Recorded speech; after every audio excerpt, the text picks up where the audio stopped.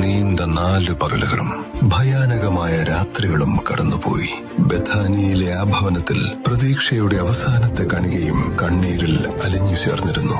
ആ കല്ലറയ്ക്കുള്ളിൽ ഇപ്പോൾ മരണത്തിന്റെ തണുപ്പും അഴുകലിന്റെ ഗന്ധവുമാണ്. വൈകിയെത്തിയ ഗുരുവിന്റെ മുഖത്ത് നോക്കി തകർന്ന ഹൃദയത്തോടെ മാർത്ത മന്ത്രിച്ചു, കർത്താവേ, അവനെ അടക്കിയിട്ട് 4 ദിവസമായി. ഇപ്പോൾ നാറ്റം വെച്ച് തുടങ്ങിയിരിക്കുന്നു. പക്ഷേ വിധിയെ തിരുത്താനുടയവൻ ആ കല്ലറയുടെ വാതിൽക്കലെത്തി. ആ വലിയ കല്ല് ഉരുട്ടി മാറ്റപ്പെട്ടു.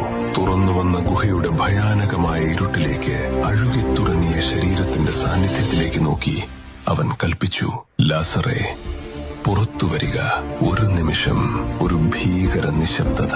പെട്ടെന്ന് ആ ഇരുട്ടിൽ നിന്ന് ഉണങ്ങിയ ശീലകൾ ഉരയുന്ന ശബ്ദം. കണ്ടു നിൽക്കുന്നവർ ഭയന്നു വിറച്ചു. കച്ചകളാൽ വരിഞ്ഞുകെട്ടപ്പെട്ടവൻ, മരണത്തിന്റെ തണുപ്പേറ്റവൻ വെളിച്ചത്തിലേക്ക് നടന്നു വരുന്നു. അതെ, മരണം തോറ്റിരിക്കുന്നു. അവൻ ജീവിക്കുന്നു.